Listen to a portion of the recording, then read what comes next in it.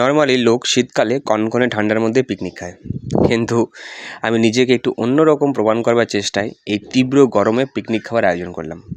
আমি যে দোকানে বসে আড্ডা মারি সেই দোকানে আমাদের পিকনিক খাবার প্ল্যান করলাম। তাহলে মেনু কী হবে এই নিয়ে সবাই মাথায় হাত, কেউ গালে হাত দিয়ে দীর্ঘক্ষণ ধরে ভাবতে লাগলো যে মেনুটা কী করা যায়। বেশ কিছুক্ষণ পাহাড় সমান ভেবেও কেউ কিছু না পাওয়ার পর আমি একটা প্রস্তাব দিলাম।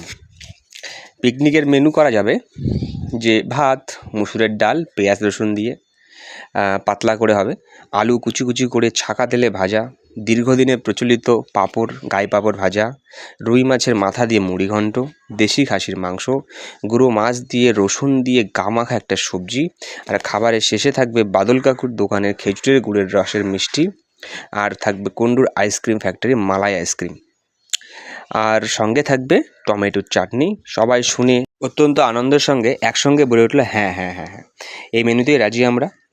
তো ঠিক আছে, পরের দিন সবাইকে বলা হলো বিকেল 5টার সময় হাজির হতে। পরের দিন যথাসময়ে সবাই হাজির হলো। সবই ঠিক থাকলো, শুধু পাল্টে গেল আমাদের পিকনিকের মেনু। খাসির পরিবর্তে হলো দেশি মুরগি, আর মেনু দেখে বিদায় নিল হচ্ছে আমাদের মুড়ি ঘন্ট, ছোটো মাছের সবজি, আর বাদলদার দোকানের মিষ্টি, আর কুন্ডুর দোকানে আইসক্রিম, আর আমার প্রিয় আলু ভাজা। এই সবই বিদায় নিল আমাদের মেনু থেকে। একরাশ মন খারাপ নিয়ে বাজার করতে চলে গেলাম। একটা জিনিস খেয়াল করে দেখবে তোমরা, যে দেখবা যখন যে তোমরা জানো যে তোমার বাড়িতে আজকে তোমার পছন্দের খাবার রান্না হবে, কিন্তু খেতে গিয়ে দেখো যে অন্য খাবার রান্না হয়েছে, ঠিক তখন কেমন যেন মন খারাপ হয় না একটা। কিন্তু ঠিক এইরকমই আমারও মন খারাপ হয়েছিল, কিন্তু আর কি করা যাবে। পকেটে নাই টাকা, বড় বড় স্বপ্ন দেখলে হবে তো ফাঁকা। বাজার করে নিয়ে এসে সবাই লেগে গেছি আমরা কাজ করতে। কেউ শশা কাটছে, কেউ আদা পেঁয়াজ কাটছিল, কেউ রসুনের খোসা ছাড়াচ্ছিল। একজনের তো পেঁয়াজ কাটতে কাটতে পুরো দমে কেঁদে ফেলছে, মনে হচ্ছে তার বড় কোনো একটা ক্ষতি হয়ে গেছে। রান্না কী করবে সে নিয়ে তুমুল ঝামেলা শুরু হয়ে গেল। শেষ পর্যন্ত বিচারকের আসনে বসে আমাকে শেষমেশ বিচারটা করতে হলো। জয়কে রাঁধুনির পদ দিয়ে বিচারকের আসন থেকে আমি নেমে এলাম। সবাই অপেক্ষা করছিল রান্না কখন হবে আর কখন খাওয়া দাওয়া শুরু হবে। কেউ আইপিএল খেলা দেখছিল।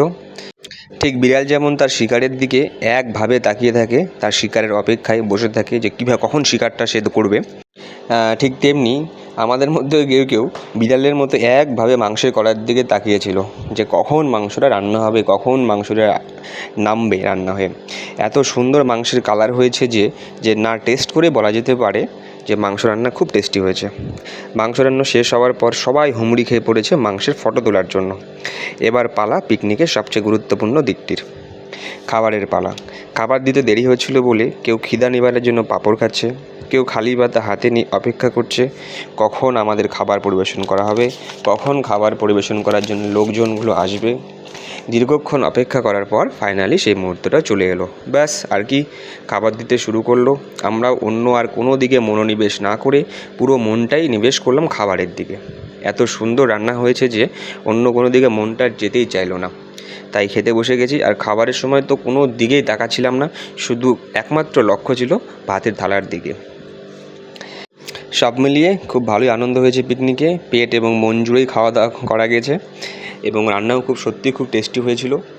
তাই আর কি বলার কিছু নেই। আর শেষ হচ্ছে এখানেই আমার এই ব্লগটি, আর দেখা হচ্ছে পরের ভিডিওতে। আর হ্যাঁ, লাইক শেয়ার কমেন্ট অবশ্যই করো।